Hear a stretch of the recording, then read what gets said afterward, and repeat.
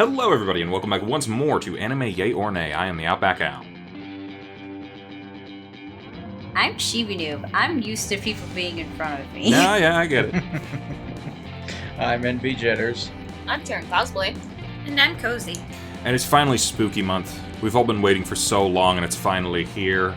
Feels like it's been a year since last time we've handled something spooky. Probably because it is, but, you know. How about that? So last week we did a Netflix thing that we thought was going to be the beginning of spooky month, but turns out some of us actually liked it. Other people will reserve judgment until they're in a better headspace and or will just hate it forever. Who can say? But yeah, we were kind of thinking we could lead off of that into other stuff that Netflix has put out, because we never really focused solely on Netflix in the past, so why not? They have a couple horror anime or horror-esque anime among other things that are on their platform. We might as well take a look at them. So this week we did Kabaneri. I hope I'm saying that right. Is it Kabaneri? I mean, that's how they pronounce it, so... Kabaneri? Okay. Yep. Kabaneri of the Iron Fortress, The Battle of Unato. Unato. Okay. Yeah. I've been sitting here for a week being is this pronounced this way? Is that pronounced this way? I have no idea, but you know what? We're there. It's a film that they kind of broke into 3 parts. Does anyone have any familiarity with this series? Not until this week. Nope. Kozi, I want to say this was your suggestion, wasn't it? Yeah. Mm-hmm. So did you watch this when it was first coming out, or what did you do? Not when it was first coming out, because I think that was 2016 when we looked. Mm-hmm. Definitely more 2018-ish. Okay. Probably closer to when this film came out, honestly. Yes, it was 2019, and this is one of those Netflix, it's one of those Netflix calls at their original. Is it really? We don't know. I'm willing to bet not, but you know what? They get to label it, I guess. So, yeah. Plus zombies. Zombies just works for Halloween. This was kind of the weird thing, because it's there was the series, then there was 2 recap movies, and then there was this. And some of us are going into this knowing nothing of the lore or the world or anything else. And yeah, so I actually do want to ask, because I know Envy was a little concerned about it. Do you feel like you had a pretty okay understanding of what happened and what was going on in the film? Come to me last, because I want to go on a 5-minute rant about this series, so... Oh, fine. I mean, I have opinions on it a little bit, as far as, that sort of thing goes. I kind of understood what was going on, as far as, the zombie stuff and, sort of, them setting up, the scene of, who these people are sort of to each other and, what's going on. I will say I felt a bit of a disconnect, mostly because even though they are establishing everything right there up front, giving us all the exposition that we're going to need for those of us who don't really aren't familiar with the series, I feel like I really should have watched the series.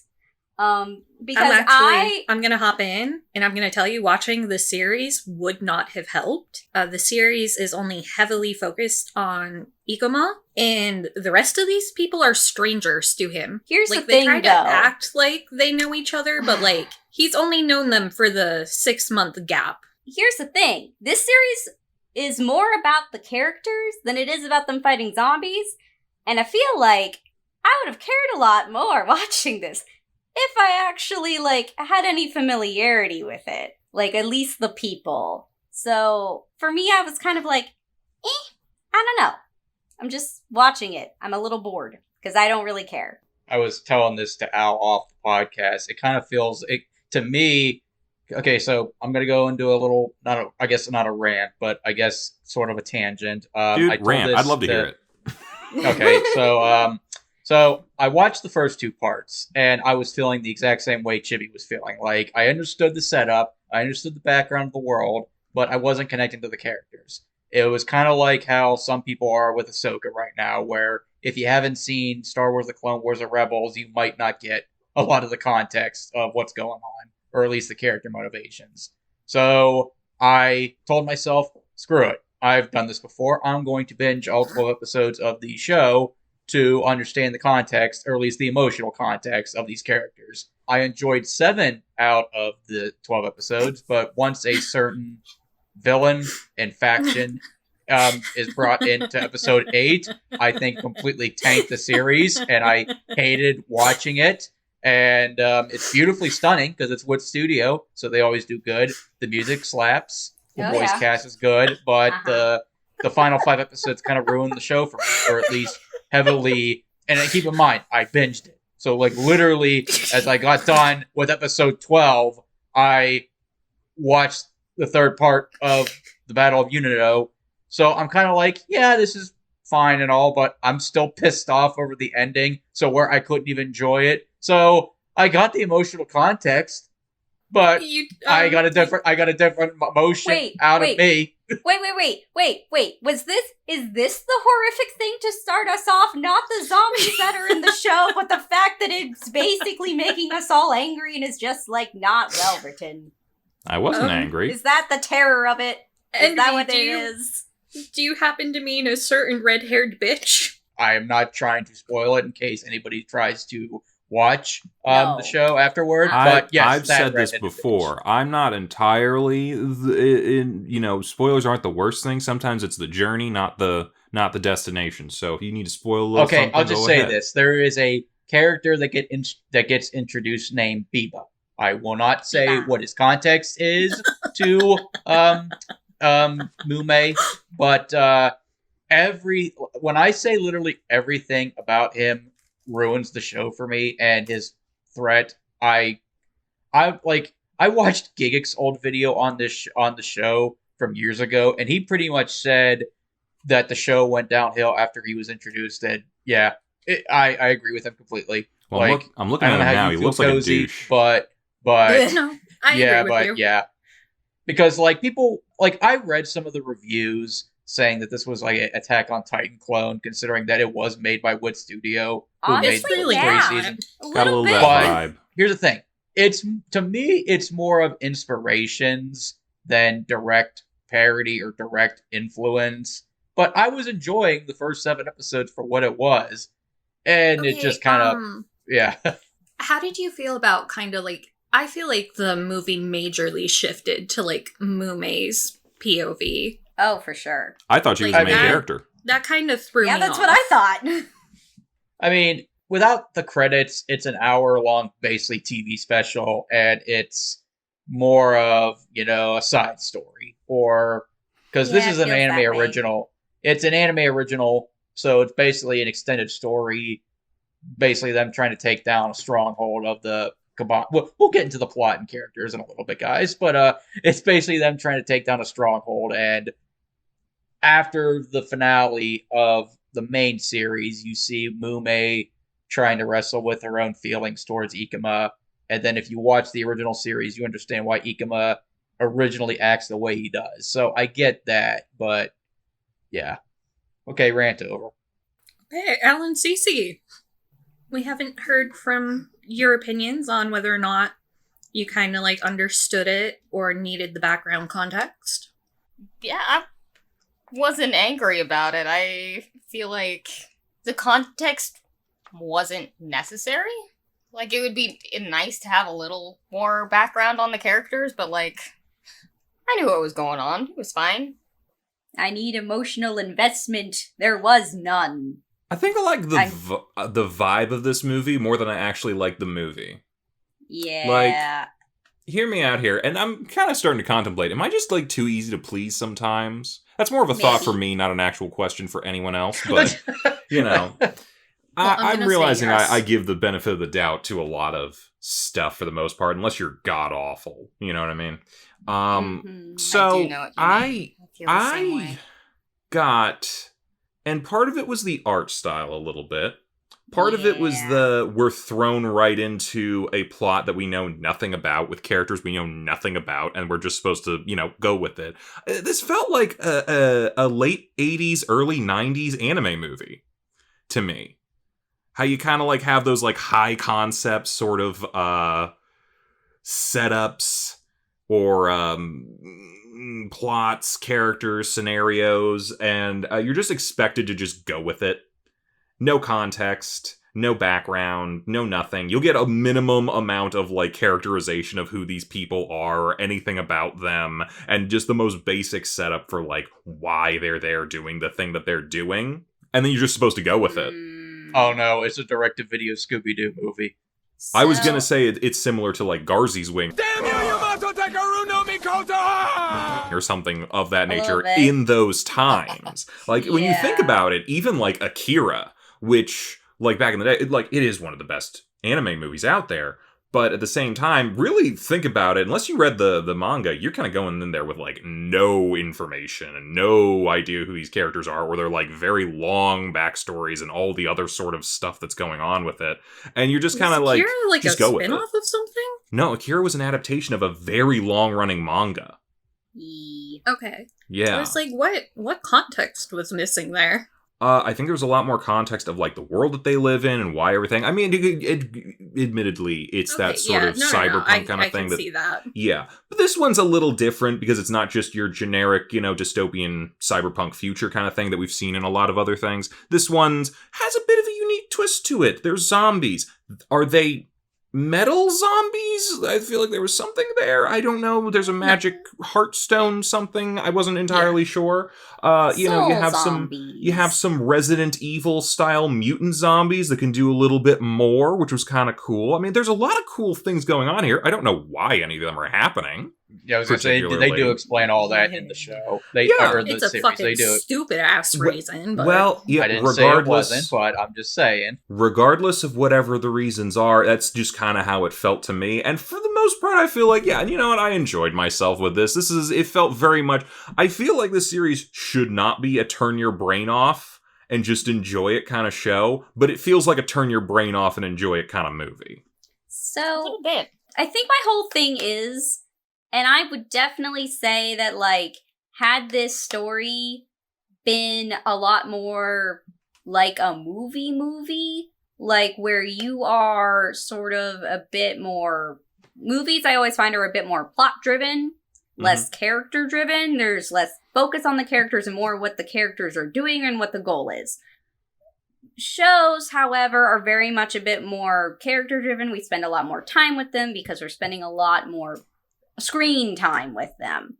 So I feel like this movie, or at least these 3 episodes, were quite character focused, despite the fact that we do have a plot that's going on through these 3 episodes, because I felt we were getting a lot more character interactions than we were necessarily, like, actually watching them do things. So I think maybe that's kind of what did it for me. But that's just me. I'm a bit weird about that sort of stuff. No, I get what you're saying, because even if you take that away, I guess the main villain, you can call him Kageyuki, I feel like they really wanted to characterize him, but they gave him like 3 whole scenes. Mhm. Yeah. And there was nothing really to like attach us to, because when you look at it logistically, like, it's a very sad story for him, but like, oh yeah. do you actually feel sad? Probably not. Yeah, Like I feel like had we had him for longer in the show, like that whole scene had happened actually in the movie, that would have been a lot more sad. And No, it kind of makes me think that He's just a movie maybe- character. He's not like in the series. So. It kind of makes me think a little bit that, like, and I agree with what Envy was saying, that like the shortness of it does feel like a TV movie, like like a hour-long finale special sort of thing for this thing. Had they maybe had another half hour, maybe in the beginning, to sort of set up some of these other things, it probably could have gone a long way to making this a little bit stronger as a standalone thing. But, you know, in fairness, maybe this isn't meant to be a standalone thing. So, yeah. That being said, I mean, one way or another, whether it's a standalone thing or not, having a little more backstory for your villain, or a little more context for why we're in this particular place doing this particular thing, and then maybe a little bit more with the character interaction so that we can actually, like, connect to them a little more, because we don't have, if we're, at least me, if you're not coming in, having seen the series, you don't have 12 episodes of build-up of what I have to assume are at least 3 ships in this, right?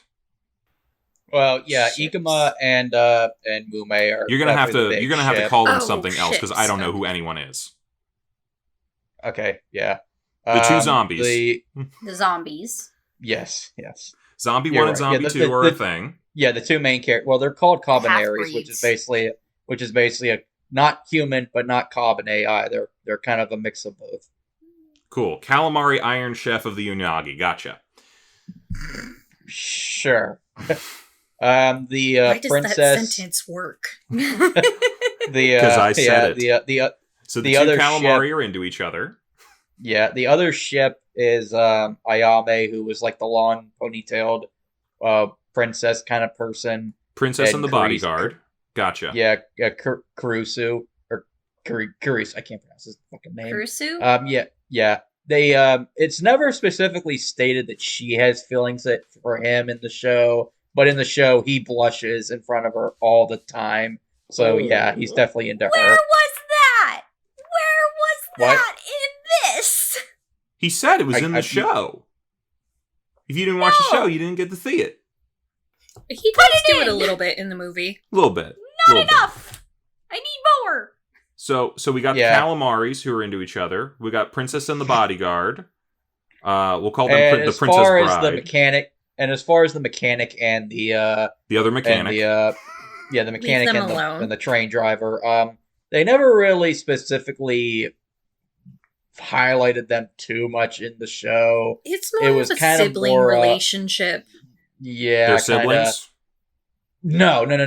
They're like, I don't want to say they're childhood friends either, but they've known each other for a while. Childhood friends is like code for you want each other.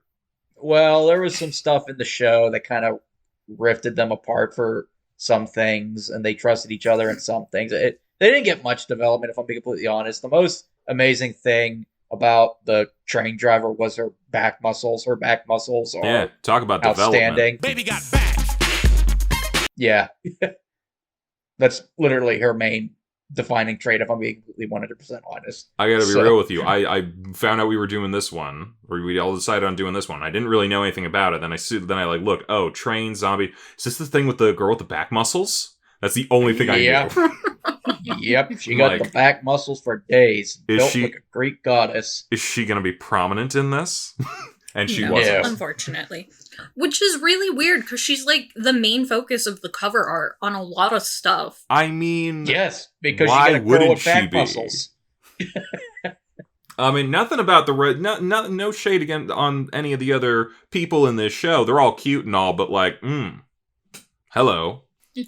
So the plot, I feel like we've more or less covered the plot. They gotta take down the Unagi fortress with their Iron Chef trains and an Iron artillery Fortress is piece. just a train. Yeah.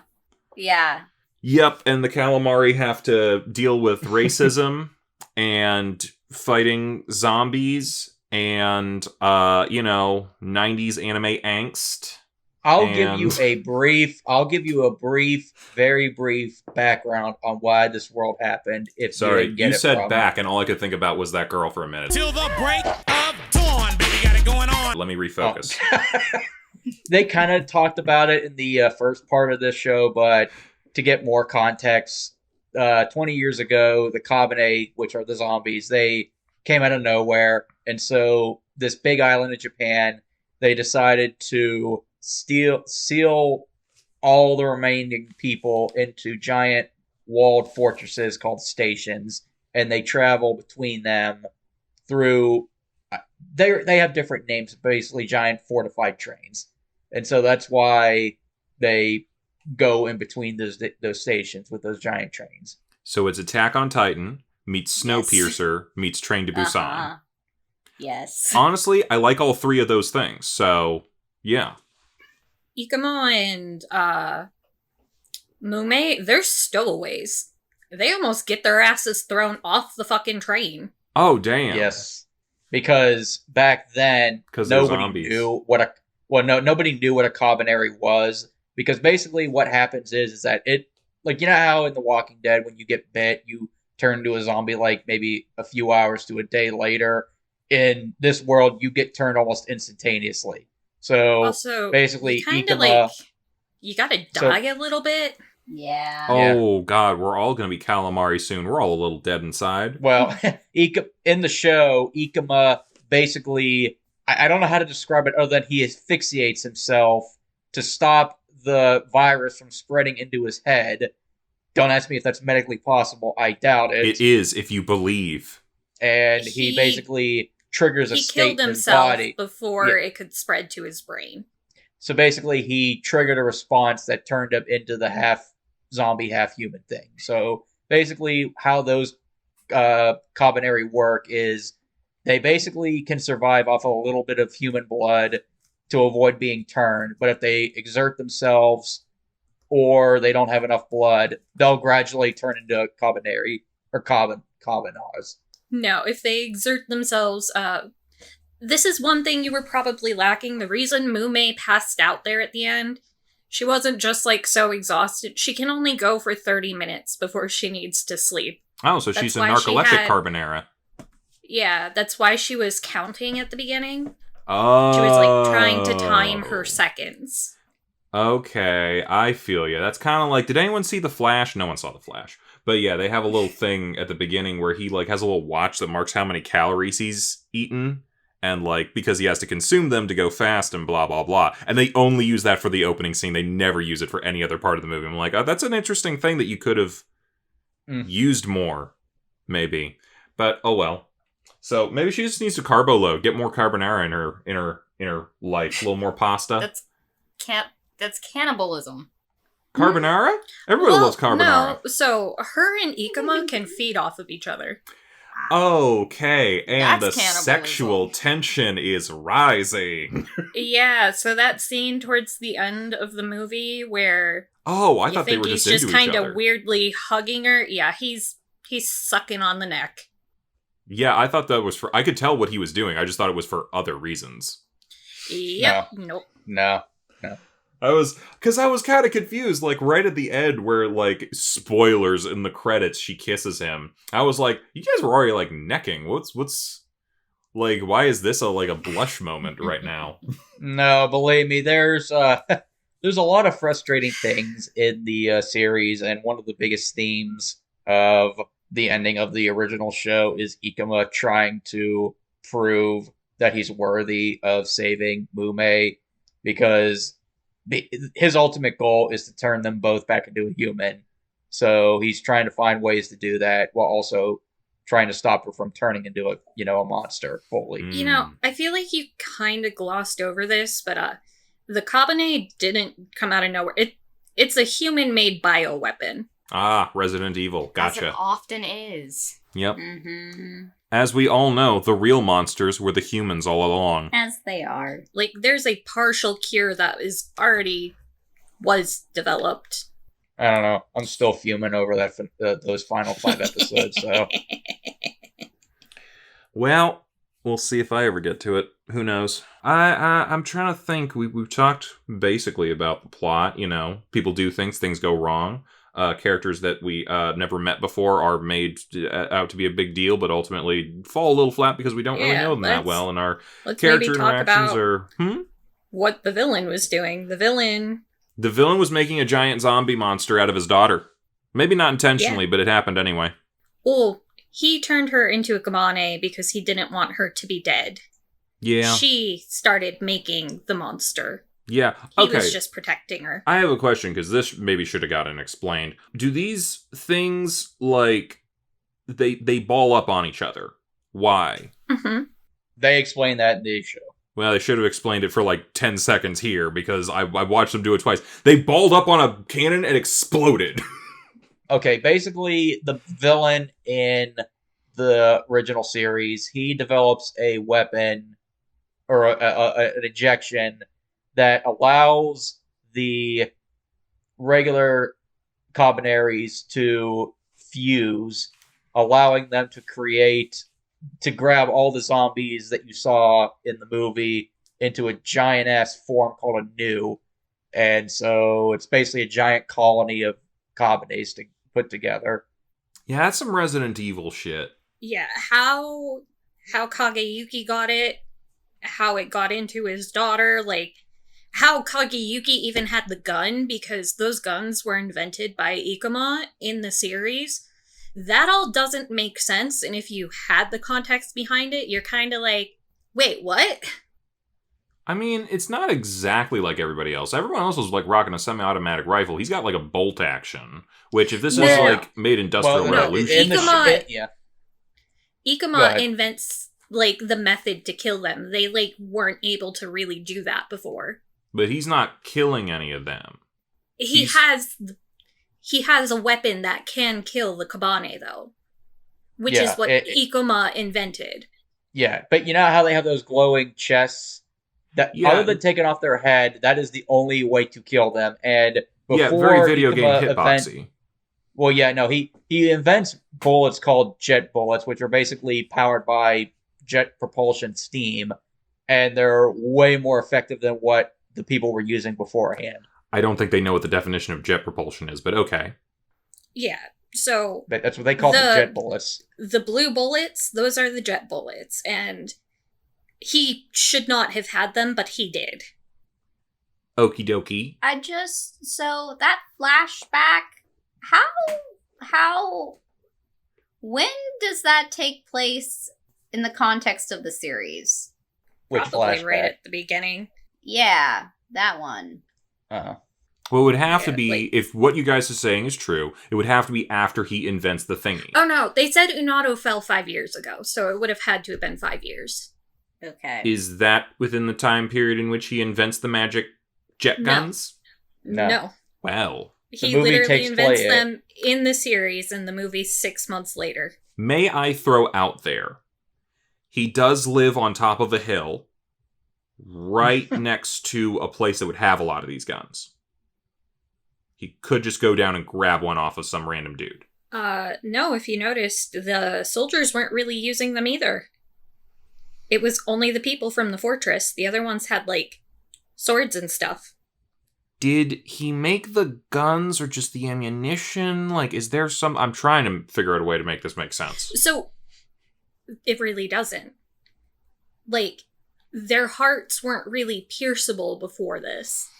So, guns really didn't have an effect. But if you notice, the swords kind of looked like A glowing demonish. bayonet. They looked like they were on fire and made of Yeah. coal. Yeah, Yes. yeah. That was another Yeah. thing that was created by Ikuma. That is more the method they probably would have gone. Okay. Because bullets be expensive. I may have a possible... Hear me out here, because I'm looking over a couple things. So, the writer and director of this film was Tetsuro Araki.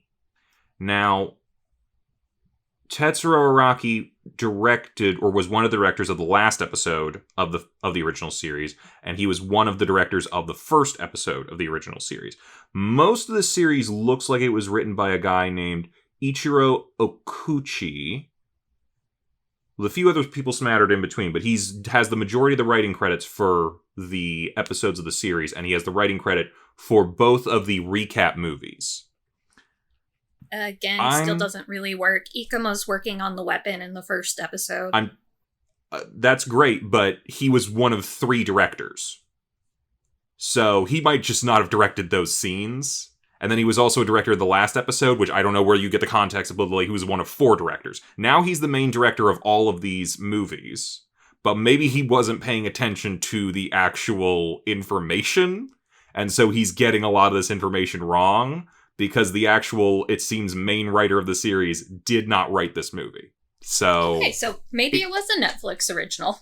Yeah, I mean, and it's also like a few years after they did those recap things. So it may be possible that maybe the director just forgot. Either that, or maybe they were just like, oh, if people don't think about this too hard, maybe they won't actually, care. I mean, I didn't care.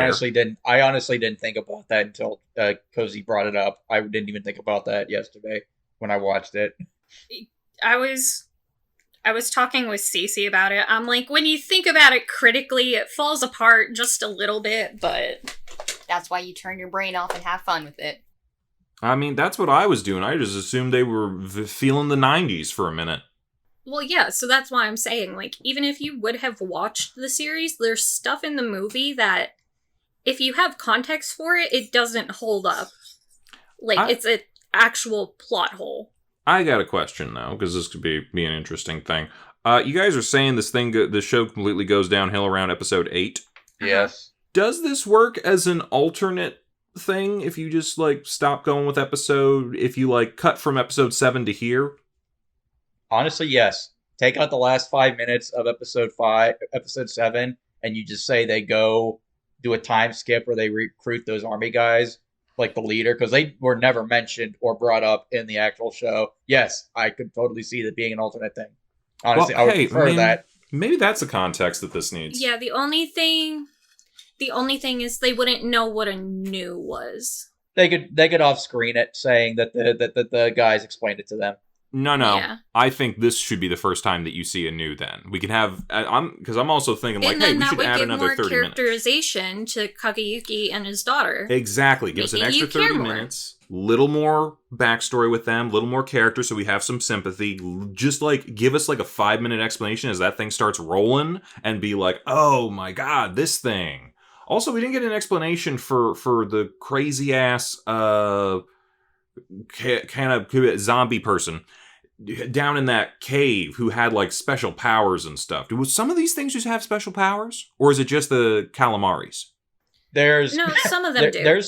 There's special brands of Kabaneris. I forget what they're called. It begins with a W. Where basically they have wasabi. They still retain their fighting abilities. Wasabi calamaris. The guy who comes down in the tank and throws a spear through the one general. Yeah. He's one of those special ones, because the Kabaneri don't really know how to use weapons anymore. What about the one who ate the general's balls? No. I mean, that's just a zombie. Yeah. Okay. Funny, they go for the nuts. But no. That one was kind of weird to me, because I'm like, where did he come from? I was also thinking the same thing. I'm like, how did you get down there? Like, this is kind of like a small enclosed space. I don't think there's like a climb up place under there. Like, where did he have to crawl all the way around and under his seat to get there? Maybe the general had a professional dick sucker who got turned. Oh, you know what? That would happen, wouldn't it? It would. It's one of those things where they wanted a cool but funny shot. So yeah. Also, I realize these trains are much like, different than what I probably understand trains doing a whole lot. How did his thing completely fall off the tracks as soon as he got bit and fall off the mountain? They're on tracks. Shouldn't it have followed the tracks? I think it was more like the Kabaneri like rocking it. Well, damn, these things are too top heavy. I mean, it was a giant ballista. I mean, the ballista blew up by then. That thing was gone. You saw at the end of the movie where they literally had to go from the one side to the other to maintain balance. Did I see at the end when they killed the giant thing? Oh wait, never mind. I'm thinking of the end of the show. Yeah. Yes, I'm thinking of the end of the show. Fuck, I'm sorry. I think you're thinking of Speed, which admittedly, hey, great movie. But I think that was more of we need a certain amount of like area to slow down, because they use a cliffside to take out the giant zombie, which was awesome. And great showing off them back muscles again. Little in the middle, but you got much back. Nice. And yeah, they have to slow the train down before they go off the rails, which I kind of understand that, because you're like going full speed down a hill that's about to probably go on a hairpin turn.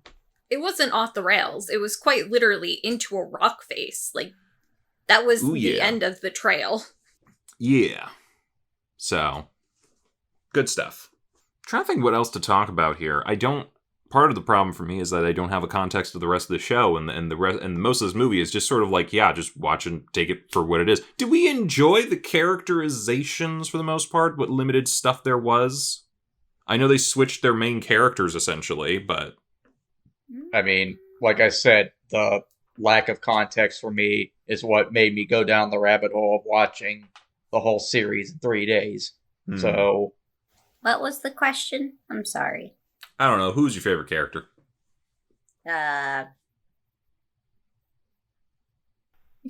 Am I allowed to say that I don't have one? You're allowed to say whatever you want here. It's a free country. Great, because I don't have one, but if I had to pick anyone, sword guy. Which sword Also, guy? don't look out your window because Elle is there waiting with a sniper. Curse. Yeah, and it's got a jet bullet, so you better watch it. Whatever that means. I don't know. I found Kurusu funny. Okay. Yeah, he was a good character in the show. I liked him. I liked Mumi's friend. Oh, the shipper? knitter. The Yeah. one with the orange hair. She was knitting. She was knitting. Some fun facts. The animation was pretty spot on. She was legitimately knitting. A lot of Hey. live action actors can't be fucked, but the animators got it correct. The only thing was she was doing it backwards. Oh, she was purling.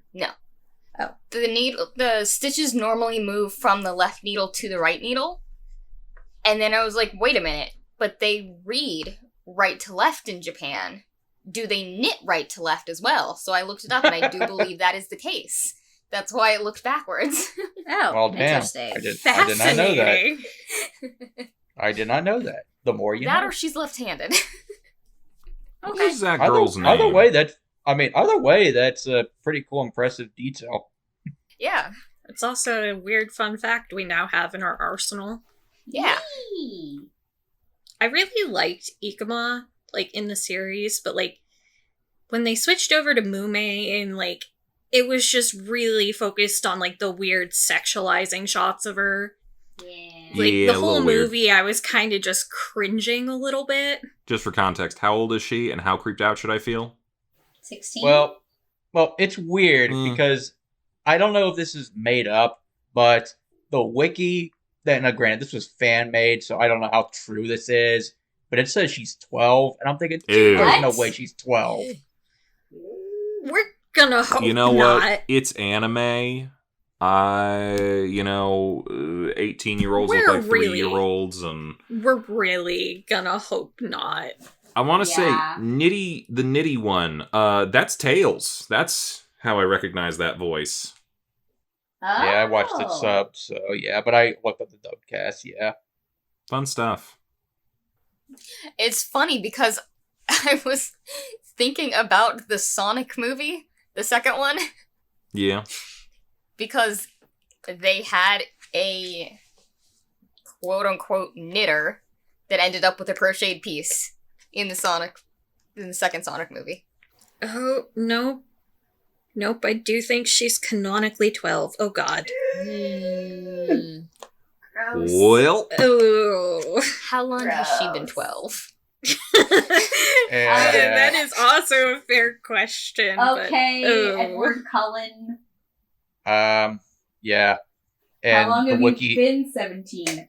A and while. the wiki the wiki says that Ikuma's 17, so but To be- how long no, has he to been be- 17? Now, to be fair, as someone who's watched the whole series, I never got the vibe that he liked her romantically. I felt like he had a kinship with her because they were two Kabaneris, but I'd never got a romantic sense from him. At least that's how I viewed it. And you could Romance just- was all I got from this movie. No, from the series. No, I know. But from the movie, romance was all I got. Cool. I just want to take a second just to talk real quick about that the girl with the back muscles. I definitely was not thinking about it in a sexual way because she's a minor. Yeah, I knew Ayame was still a minor, but I thought there were some adults. Yikes, cringe. Worse than Anime. cringe. I'm calling the cops. Anime where a lot of the main characters are teenagers in high school. Cause, like, it wasn't just, like, the sexualization. It was, like, blatantly trying to paint her in a sexual situation. Yeah. Like, ugh. They're like, oh, she was fighting, but this is basically what she would look like when she was orgasming. Here you go. Oh, now I'm skeeved. Well, we can all be cool Wait, with. how Okay, old no. would that make Sukari? See, now I He need looks to like know. a fucking baby. I think he's the same age as Ikuma. What? I think they're all 16 or 17. Except for Mume? Yeah. Yeah. 15. Oh, okay. Okay. What else we got? How old was Biba? Oh, He was damn. 20. He was 22. 22. Yeah. Ugh. You guys don't know Biba, but No, but Yeah, no, he's the one who looks like a douche, right? That everyone keeps talking about, ruin the whole series. That's cool. No, he does not look like a douche. He is a douche. Yeah, all I have to do is what's he got to look with right now? So Shane Gav wasn't here. Ikuma was Robbie Damon. They're a big fan. Yep. That's why I recognize that voice. Okay. Yeah. okay, yeah. Okay. Yukina is 16, so Yeah. Hold the definitely were fuck not up. attracted to the back muscles. Hold the fuck up, though. The other calamari, what's her name? Mumi? Yeah. That's Guy from Captain Planet and Jenny from My Life as a Teenage Robot. Oh my god. That's great. She's 53. Playing a 12-year-old.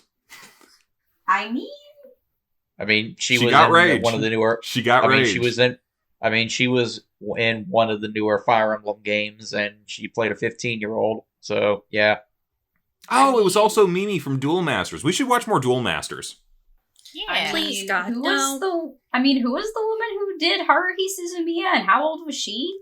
I don't know. It's just I don't normally see everybody's ages right away on some of these things. You're thinking of Wendy Lee. Yeah, she was like, oh god, she was quite old. I want to from what know, I remember. and I don't even know if this is able to be looked up. I want to know who did Miyuki, because, like, when she was screaming at the end, that was straight Nezuko vibes. Yeah, Miyuki. Which one was she? the The daughter. Hang on. Abby Trott. Oh, holy fuck. How the fuck did you find that? I had to go looking. That's Nezuko. Oh, Ha! I Wow. knew it! How many, mute demon girls does she gotta play? If I had a nickel for every time, I'd have 2 nickels, which isn't a lot, but it's weird that it happened twice, right? every least single 2. one of them. Oh, she was also, someone in Magia Record, Yukino Kane Yukino? I don't remember what any of their names are. Oh, she's also, the Muscles Girl. So there you go. Oh. All right. Anything else to talk about here? Any other thoughts, stuff we want to discuss about this show? I will take the absolute silence as a no. Oh, here's one last thing to think about as we're leaving. This guy you guys all hate, Bibbidi Babbidi, whatever the hell his name is. Biba. He's in an ironic twist of fate in connection to bizarre zombies and that. He's also the voice of Chris Redfield and Sonic the Hedgehog. Yeah, Roger Craig Smith. Yeah. Yeah. Ah, he's also Roger Ezio. that. Who's Roger? He's Ezio? talking to me. He's also Ezio from Assassin's Creed. I like that. Nice. Yeah, he's been around a while. A lot of good stuff, actually. Well, I think that's about it. We should talk about what we're doing next time. We kind of talked about it a little bit last week because I wanted to give a little bit of a preview because there's other... Netflix seems to be premiering some stuff that we're actually interested in lately. And one of those things is... Actually, it came out the day that we're recording this. But we won't be talking about until next week. Castlevania Nocturne. We want to give everyone a chance to make sure they can see enough of it in time, because I'm gonna binge the whole thing before we get to talking about it. Nobody else has to do that, but I'm gonna do it. I'm gonna watch the whole thing. I can't wait to watch the show. It's 8 episodes, so it's not terrible. And we have a week, so, come back for that and other spooky, spectacular, spooky dooky things coming up, mostly from Netflix, but possibly from other places. You'll never know. Until it's time. Bye, everybody. Bye. Hey, thanks for watching, and if you haven't already, be sure to subscribe and ring the bell icon for notifications. If you enjoyed this video, give us a like, and if you haven't already, check out some of our previous episodes, our daily gaming videos, or our parody series, Madoka Magically Abridged. See you next time!